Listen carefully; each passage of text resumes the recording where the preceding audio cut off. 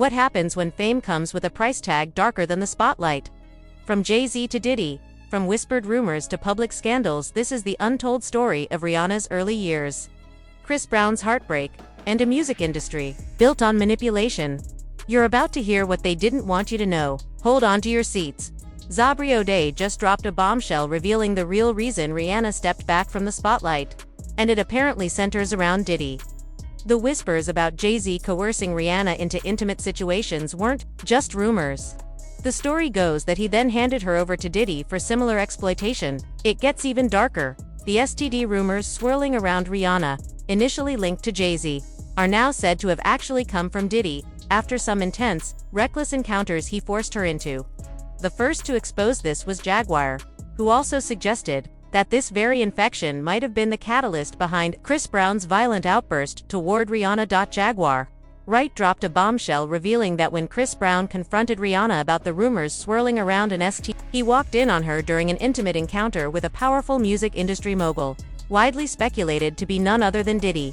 This revelation adds another complex and troubling layer to the already complicated dynamics surrounding Rihanna's early years in the business. It highlights not only the personal turmoil but also the dark intersections of influence, power, and exploitation that lurked behind the scenes of the glamorous music world. Following Jaguar's explosive claim, Audrey O'Day stepped into the spotlight to share her own chilling account of life under Diddy's control. As a member of Danny Kane, a girl group that Diddy formed and managed under his Bad Boy Entertainment label through MTV's reality show Making the Band, Aubrey's story paints a stark picture of a toxic environment disguised as opportunity. For many of these young women, signing with Diddy initially felt like a dream come true, a golden ticket to stardom and success. The promise of fame and fortune was tantalizing, but the reality quickly soured. Instead of nurturing their talents and careers, Diddy exercised control through calculated humiliation and psychological manipulation. The girls were often publicly ridiculed and pitted against one another, fueling division within the group. This cruel tactic wasn't just about control for its own sake, it was a strategic move designed to keep the women off balance and more easily dominated. The emotional abuse and constant criticism chipped away at their confidence and sense of self-worth. All while Diddy maintained his position as the powerful puppeteer behind the scenes. Among the members of Danny Kane, Audrey O'Day was the outlier. Unlike the others, who largely stayed silent out of fear or resignation, Audrey refused to bow down or accept the degrading treatment.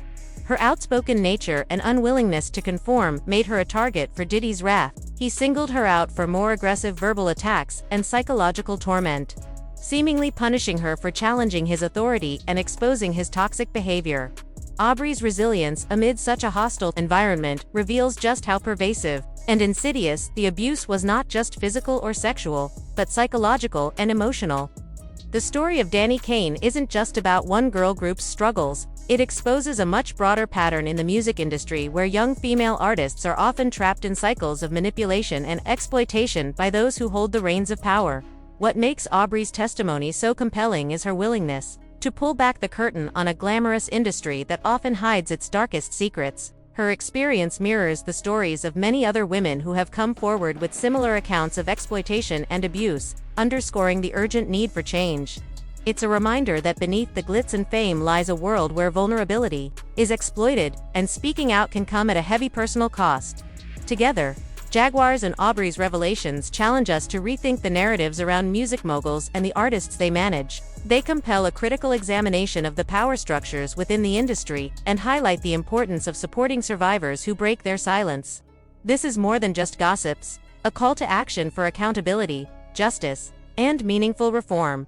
She recounted how he micromanaged their looks, obsessing over hair and makeup while insisting on a certain image, treating them like puppets rather than artists. Diddy deliberately sowed discord within the group, pitting members against each other to fracture their unity and tighten his grip. Body shaming was routine, with harsh critiques aimed at their appearance, weight, and styles, while any attempt to change without approval met severe backlash. Aubrey described this time as deeply traumatic, with no support systems like #MeToo to protect them, signing countless NDAs that stripped them of any rights. Beyond the emotional abuse, Aubrey revealed that Diddy pressured them into exploitative freak-off activities, punishing refusal with verbal and psychological torment. His former bodyguard, Jean Doll, corroborated these claims. Overhearing Diddy openly discussing plans to pimp out the girls to his associates. Aubrey witnessed firsthand the extreme measures Diddy took with Rihanna after Jay-Z allegedly handed her over to him, shedding light on the dark, predatory behavior hidden beneath the glamorous facade of the music industry. This unsettling history echoes the long-standing rumors of Jay-Z's alleged misconduct with a teenage Rihanna before her rise to fame. The whispers around Rihanna's early career paint a troubling picture, with rumors suggesting that Jay-Z promised her a record deal, but the price was far more than just talent. At the time, as president of Def Jam, Jay-Z held the keys to her future, and it's said Rihanna understood all too well the power he wielded. According to her publicist back then, the deal came with strings attached, turning Rihanna into something like a work mistress. This explosive claim spread rapidly, igniting a wildfire of speculation. Rihanna herself later hinted at the dark side of those beginnings during an interview with Tyra Banks. She described being locked in Jay-Z's office until the early hours, an unsettling glimpse into her struggle that many believed Tyra was coaxing out. Despite her discomfort, Rihanna tried to keep details guarded, but the tension was palpable. The story went something like this. A nervous young singer walks into the office, performs a cappella songs, and hears Jay-Z say, "We don't sign songs here, we sign artists," before threatening, "There are two ways out, through the door with a deal, or through the window on the 29th floor. The underlying message was clear and chilling. Rihanna also recalled meeting Beyoncé at the label, overwhelmed by the experience but encouraged to take control and enjoy the stage. Yet, while these anecdotes seem almost cinematic, many believe the darker truths were quickly buried. The publicist who initially leaked the story later retracted, calling it a desperate PR stunt that threw spaghetti at the wall. Skeptics argue this was pressure from Jay-Z to silence the narrative before it spiraled. The rumors escalated when Jaguar Wright jumped into the conversation, claiming Jay-Z transmitted an STD to Rihanna, who then unknowingly passed it to Chris Brown. Jaguar insisted Rihanna never signed any official paperwork, choosing silence over risking her family's safety. The suggestion that Jay-Z infected Rihanna with herpes, which then played a role in her tumultuous relationship with Chris Brown, added another layer of darkness to the saga. Jaguar explained that Chris Brown's aggression toward Rihanna wasn't random, it stemmed from his frustration after contracting herpes from her. In a dramatic twist, when Chris confronted Rihanna at her home, he caught her with another man, sparking the infamous confrontation. According to Jaguar, this betrayal was the breaking point for Chris, who had to react. The narrative the often discussed Chris Brown-Rihanna incident, highlighting the complex web of betrayal, infection, and emotional turmoil that unfolded. Chris, still young and grappling with the reality of the herpes diagnosis, was publicly haunted by this chapter, while Rihanna's role in the story complicates the usual portrayal of victim and aggressor. One night, after the confrontation, Rihanna chased Chris down the Pacific Coast Highway, their fight escalating dangerously on the winding road, an intense and reckless moment that could have had tragic consequences. It's a raw, painful chapter, beneath the glitz and glam, revealing the fraught personal struggles behind the headlines and the unforgiving toll of fame and manipulation. Meanwhile, Chris Brown was speeding down the Pacific Coast Highway at nearly 100 miles per hour, still struggling to come to terms with how his life had flipped upside down. At just 19, the world had gone from seeing him as a rising star to branding him as damaged goods. This is exactly why I speak up for Crispy, cause behind all the headlines, there's a raw, painful truth. And if anyone thinks I'm lying, they're welcome to take me to court. Even Rihanna. Jaguar Wright also revealed that Jay-Z and Rihanna orchestrated a cover-up, rewriting the narrative to hide the real story.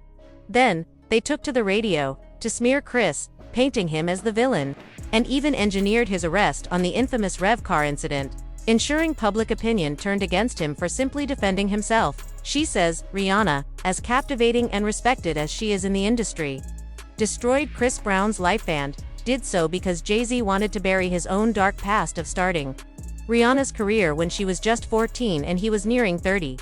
Jaguar insists she was at the party where it all went down, the so-called last, kissed the pinky ring. Even Tand witnessed everything firsthand. So, the story we've been told. Apparently, it's only a fraction of the truth, carefully buried by Jay-Z's influence.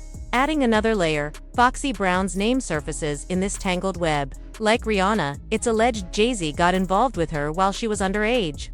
Jaguar and others claim Jay-Z impregnated Foxy and gave her an untreated sexually transmitted infection syphilis that contributed to her untimely death. Foxy reportedly burned bridges with many men during her time in Philly, leaving a trail of stories behind her.